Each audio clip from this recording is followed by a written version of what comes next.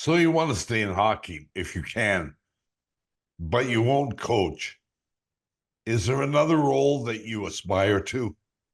Well, there's consultants, there's advisors for a guy like Right, me that can sure. come in and help an organization, help the coaches a little bit, to tell them what I see from my experiences. So, an advisor role, a consultant role, that'd be something that we would certainly listen to for sure. Right. What about Um, what about as a GM? Well, that hasn't that hasn't been offered to me.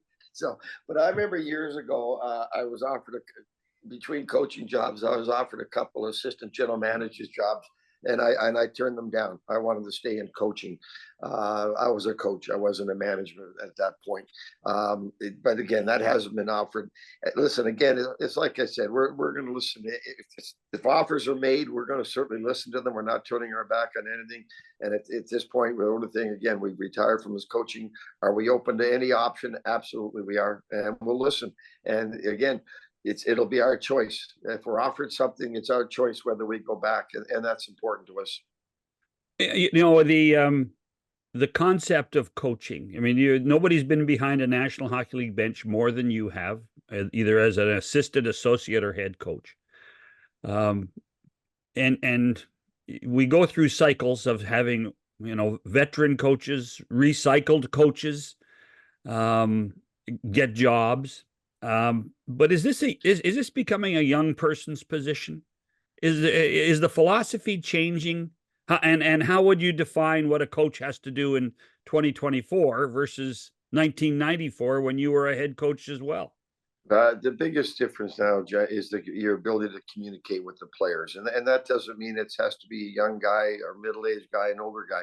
As long as you have that ability to communicate with your players today, it's more important now than ever. You've got a lot of young players coming in the league, and they need a lot of work. They need a lot of attention, and they're inquisitive now. They ask why, and they want to understand. Okay, you're doing this. What's the next play? What's the reasoning for this? So your ability to communicate, whether you're young or old or somewhere in between, that's the most important thing. Now, when you communicate now, obviously you have to be able to sell your knowledge of the game, and you do, regardless of your age. You've got to be able to sell your knowledge of the game, and then that they trust what you're saying, and that goes back to the communication. So for me, it's not so much as with recycle coaches. It's the guys that learn. You get fired, you learn. You become a better coach by getting fired. You do, and you have time to self-evaluate. Okay, where did I go wrong? What can I do better next job I get? So again, and I'm repetitive, I get that, but man, you've got to be able to communicate with these players today, on their terms.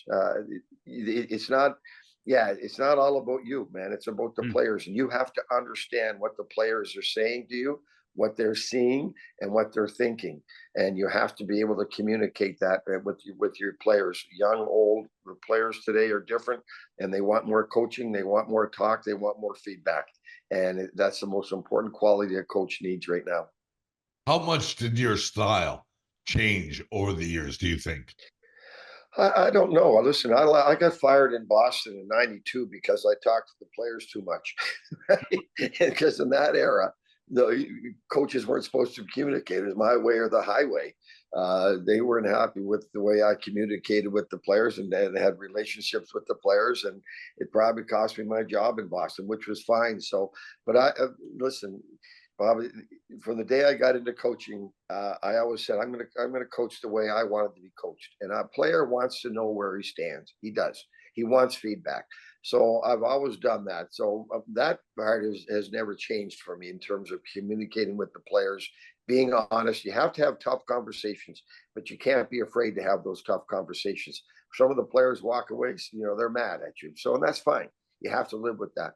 But I've coached the way I wanted to be coached. I remember when I was a player, and I've said this before, I didn't play a whole shift. I sat on the bench the whole game, and I went and asked the coach the next day. Said, "Look, give me something I can work on so I can get out there and play a little bit."